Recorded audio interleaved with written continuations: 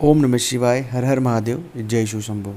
जब कभी भी जीवन में आपको कोई बड़ा नुकसान होगा तो ईश्वर आपको कुछ संकेत देंगे। अगर सही समय पर उन संकेतों को आप समझ जाएंगे तो आप अपनी बहुत ज़्यादा खुद की मदद कर पाएंगे। उन संकेतों को समझने के बाद आपको यह एहसास होगा कि ईश्वर की हम पर कितनी कृपा है कि हमारे साथ कुछ भी बुरा होने से पहले वो हमें संकेत दे रहे हैं। तो जब कभी भी कोई बड़ा नुकसान होगा, कोई हानि होगी या कोई क्षति होगी आपके जीवन में, तो ईश्वर आपको यह संकेत देंगे। इन संकेतों को सही समय पर समझ ले और इन संकेतों को समझने के साथ ही अगर कुछ प्रयोग है वो अगर आप कर लेंगे तो इन पूरी नकारात्मक जो भी आपके साथ नुकसान हो रहा है आप उससे बच सकते हो। सबसे पहला, आपको ईश्वर हमेशा जब कभी भी किसी के साथ कुछ नुकसान उसका होने वाला है तो कुछ महीनों से, कुछ हफ्तों से नकारात्मक सपने आना शुरू हो जाता है।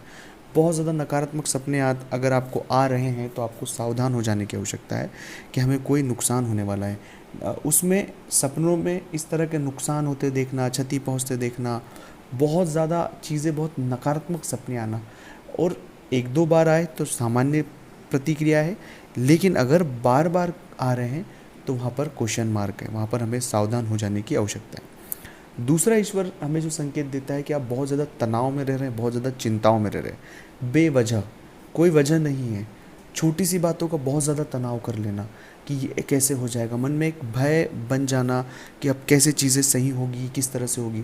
हमारा ऐसा स्वभाव नहीं है सामान्य तौर पर, लेकिन हम न जाने क्यों बेवजह बहुत ज़्यादा तनाव, बहुत ज़्यादा सोचने लग गए, ओवर थिंक करने लग गए, और जीवन में चीज़ें जो सही हो रही थी वो धीरे धीरे खराब होती जाएगी। तो ये दूसरा संकेत है जिस संकेत को आपको बहुत डीप समझने की आवश्यकता है।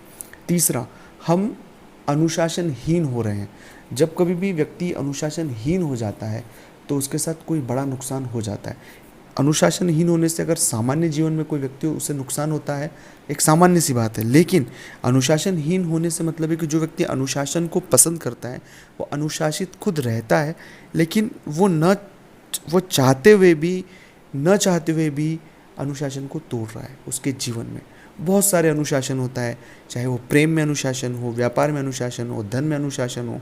अनुशासन का दायरा बहुत बड़ा है, तो उस अनुशासन को अगर कोई तोड़ता है तो उसे बहुत ज़्यादा आर्थिक नुकसान होता है, और ईश्वर इन बातों का संकेत हमें देता है।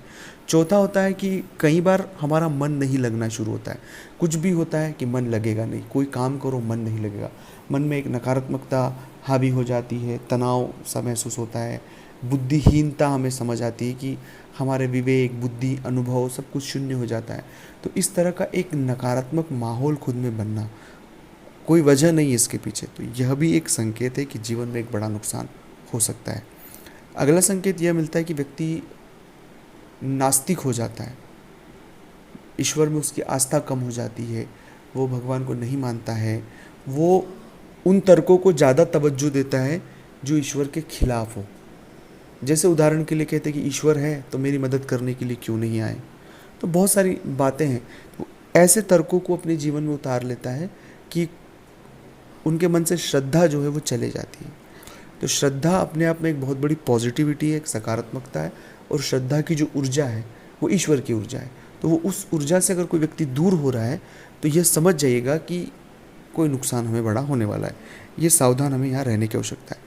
अब ये सभी अगर संकेत आपको मिल रहे हैं और आप चाहते हैं कि इनसे कैसे बचा जाए, तो स्क्रीन पर मेरा नंबर चल रहा है, आप व्हाट्सएप पर अपॉइंटमेंट लें, अपॉइंटमेंट लेकर मुझसे बात करें। उसका फीस शुल्क लागू है। दोस्तों, मिलते हैं अगले वीडियो में। ओम नमः शिवाय। हर हर महादेव।